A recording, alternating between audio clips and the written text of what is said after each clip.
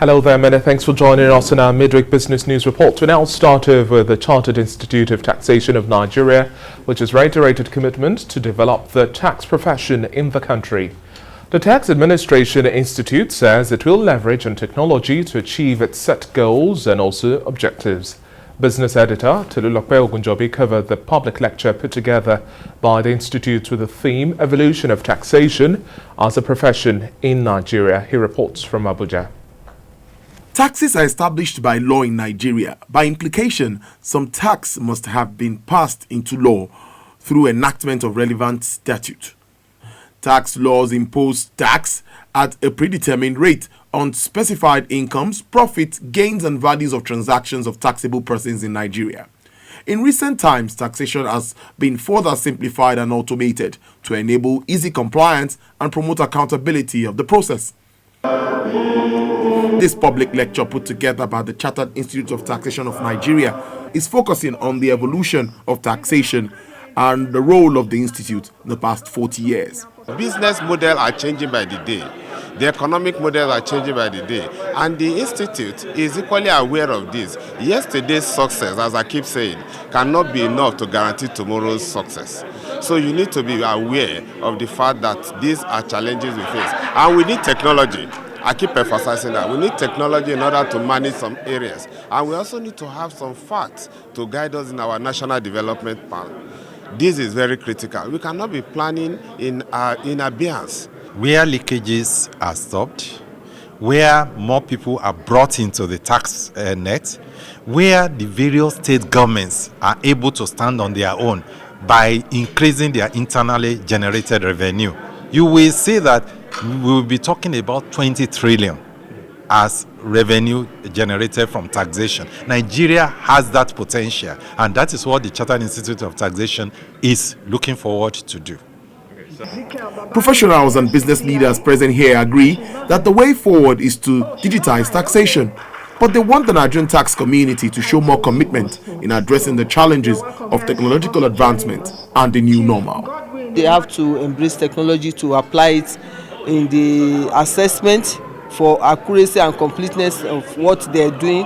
Technology will enhance that. You can imagine the large volume of things they have to do. If it is manual, it's not going to be the same, and you cannot be sure of the accuracy. So for them to, just like it is important for us as in ICAN, it's very, very important for them to apply technology. Now we have a national development plan, which is a good document.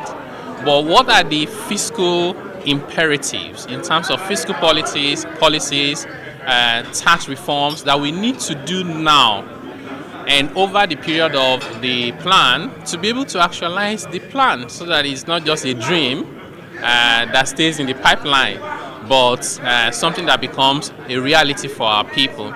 In the past week, the Federal Inland Revenue Service reported that the service generated 6.4 trillion naira from taxation in 2021.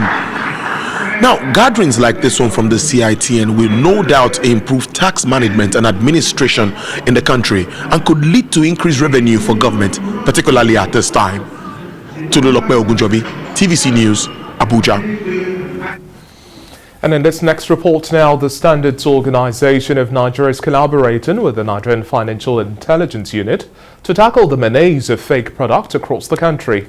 The consensus was reached at a sensitization seminar in Lagos, where both agencies expressed optimism that the window of partnership would extensively checkmate influx of counterfeit products in the country.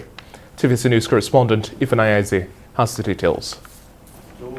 The collaboration between the Standards Organization of Nigeria and the Nigerian Financial Intelligence Unit is expected to deploy the use of Crime Record Information Management System as a tool to fight the influx of fake and substandard products and other related crimes in Nigeria.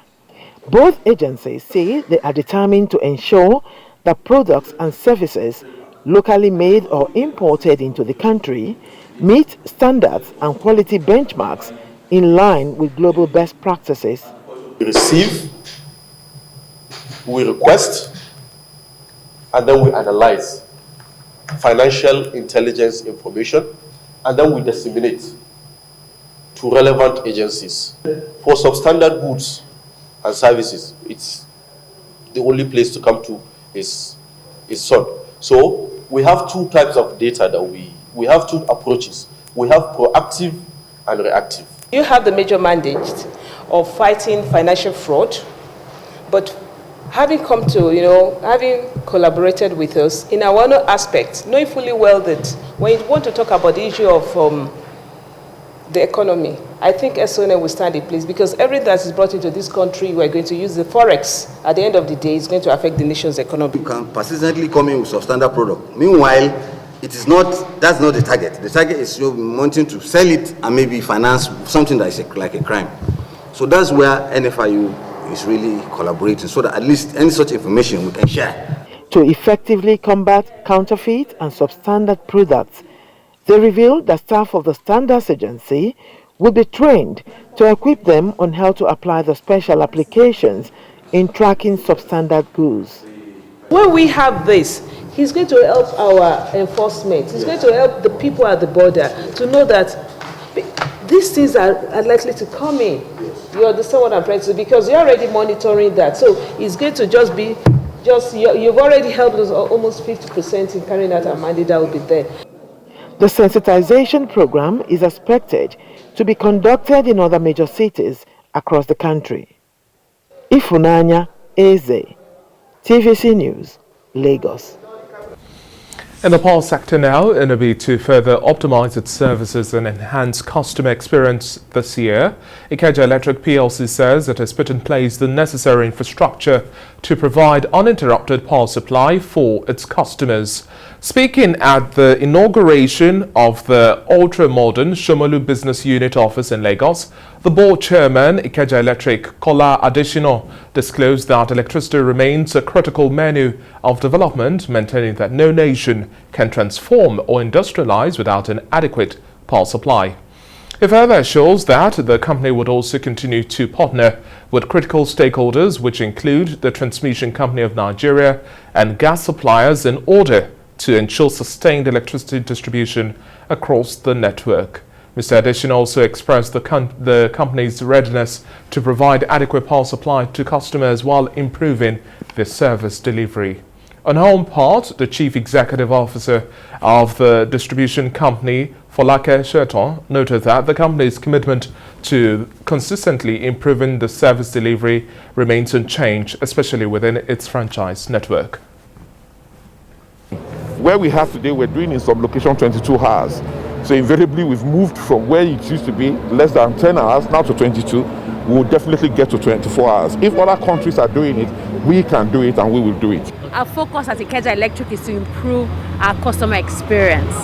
And launching of this or commissioning of this building is one of the many initiatives we have in terms of improving our customer experience.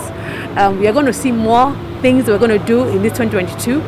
Improving the electricity is our priority, ensuring that our customers are metered, and more importantly is that ensuring that we resolve issues or customer complaints within an agreed and acceptable timeline. In Shomolu Business Unit, 80% of my customers are metered. So it means you pay for what you consume. And we now have the policy of the federal government now, what is called the service-based tariff. The tariff you are even able to charge is a function of the hours of energy you give. So every incentive is there for us, to provide energy and to earn money from it. What that incentive means to the customer is that he only pays for what he has consumed. So what we have alluded to is part of the history that we have moved away from. Now our commitment is to service. And now looking at activities on the floor of the Nigerian exchange, looking at highlights on Monday, high-capped stocks have lifted share prices on the Securities Exchange following outstanding gains in Effiong reports from the market. Has kicked off smashing stock prices that are set to hit the rooftops. It follows incentives that are present in the stock market, beginning from the 2021 year end of the banks to audited results of other quoted firms. So far, analysts believe that good results have been turned into the market by some big companies. Now, investors are almost dazed by the revenue profiles of MTN Nigeria, Zenith Bank, Presco, and Seplat. The first day of February saw index of the market hit 1.04% in late transactions, stressing price recovery and gains on investments. Two big gainers from the oil and gas sector, Seplat and Conoil, lifted trades in the late hours. Other gainers were Academy Press, RT Briscoe, and Presco. Keveton Aviation, Etana Oil, and NCR were big trade losers. 341 million units of shares were traded. And in the money markets, the Naira bowed to major world currencies. The American dollar, European euro, and the British pound sterling flattened the Naira by large margins. Efyong Echo, TVC News, Lagos. Well, that's it from the business desk this morning.